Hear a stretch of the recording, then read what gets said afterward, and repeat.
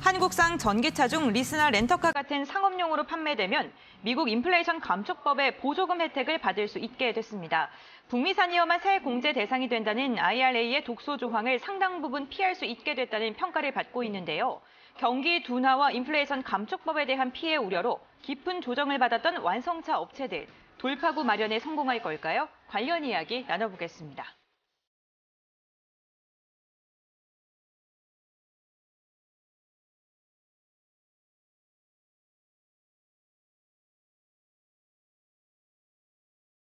네, 미국에서 인플레이션 감축법과 관련된 발표를 했는데 한국 기업이 북미에 공장을 짓지 않더라도 이걸 조금 피해갈 수 있을 것이다라는 전망이 나왔습니다. 이로 인해서 오늘 기아와 현대차 같은 경우에는 6에서 4%대 강세 흐름이 포착이 되고 있는 상황인데요.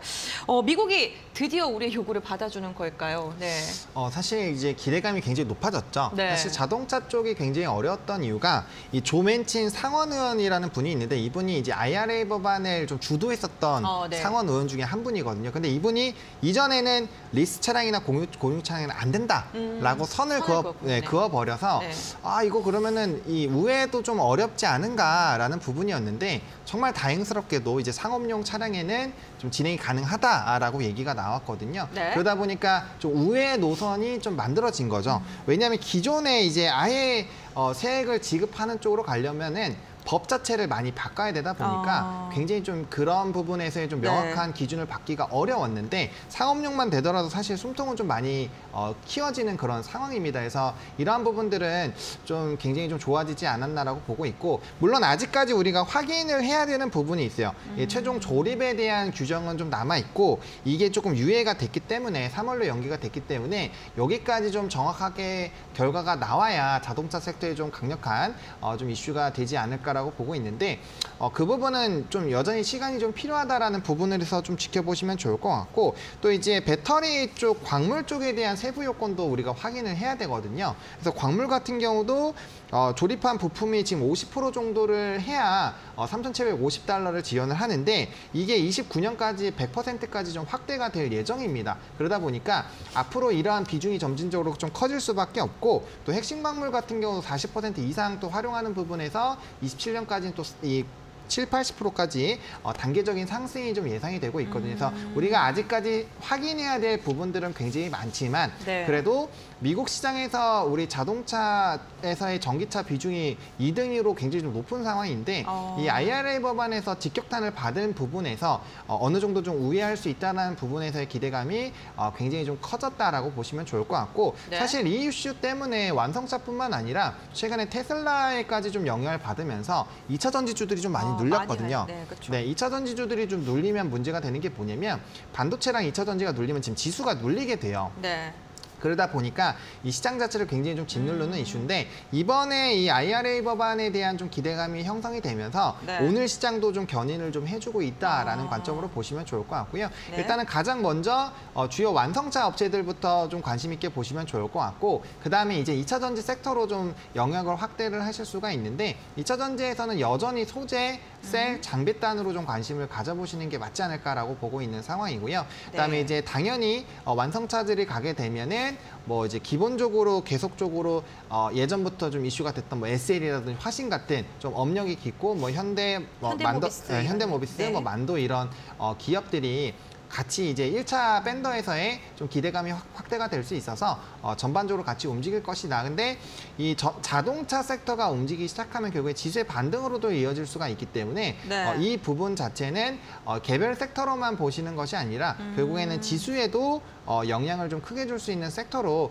보시는 게 맞지 않을까라고 일단 1차적으로 좀 정리를 드리겠습니다. 역시 뭐 이 리스 관련 부분에 있어서 미국의 소비자의 한 30%가 리스를 사용하기 때문에 우회도로가 조금 인정을 받고 있는 것으로 보이는데 제가 앞서 말씀드렸던 것처럼 현대차 같은 경우에도 오늘 강세 보이고 있고 사실 저희가 마지막 거래일날 50일 신저가 다 깼지 않았습니까? 그래서 조금 완성차 기업들 보유하고 계셨던 투자분들께서는 좀 우울한 연말과 연초를 맞이했을 것 같은데 오늘 드디어 반등을 좀 시원하게 유의미하게 보여주고 있습니다. 그렇다면 지금 완성차 업계를 좀 눈여겨봐야 될지 아니면 앞서 말씀해 주셨던 2차 전지 그 하단에 있는 밸류에이션 그 부분을 좀 주목을 하면서 그 밸류단에 있는 걸 봐야 될지. 사실 저는 네. 둘 다 관심 있게 봐도 된다라고 봅니다. 다만 네.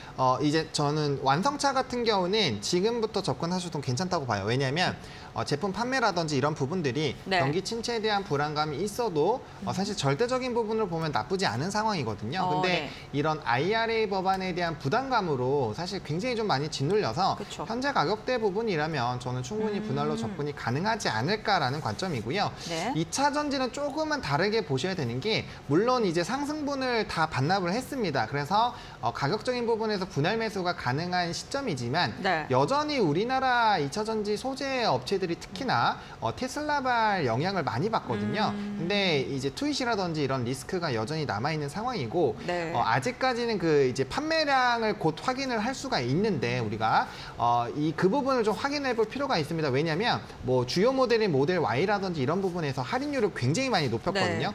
그러니까 이제 12월 달 말 정도로 왔을 때는 IRA 법안에서 받을 수 있는 최대의 이런 할인율까지 올라온 상황이다 보니까 이런 이 가격 인하가 수요가 줄어들어서 가격을 인하를 한 것인지를 좀 시장에서 확인을 하려고 할 겁니다. 그래서 그런 부분에서 만약에 판매량이 할인을 했음에도 불구하고 굉장히 잘 나왔다. 그렇다면 2차 전지 쪽은 조금 더 달라질 수가 있고요. 만약에 수요단이 많이 주는 것들이 확인이 되면 그 테슬라의 또 주가가 좀 눌리게 되면서 네. 2차 전지 소재단에 관련된 종목군들이 좀 같이 눌릴 수가 있어서 그런 부분에서는 좀 시기 조절을 해보실 네. 필요는 있지 않을까라는 관점입니다. 네, 알겠습니다.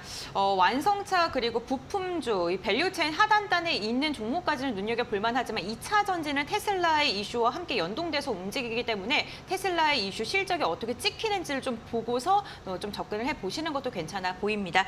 네, 오늘 이렇게 두 가지 이슈 한번 나눠봤습니다. 헤르메스탁 하창원 본부장관은 여기서 마무리하도록 하겠습니다. 네, 오늘 말씀 감사드립니다. 네, 고맙습니다.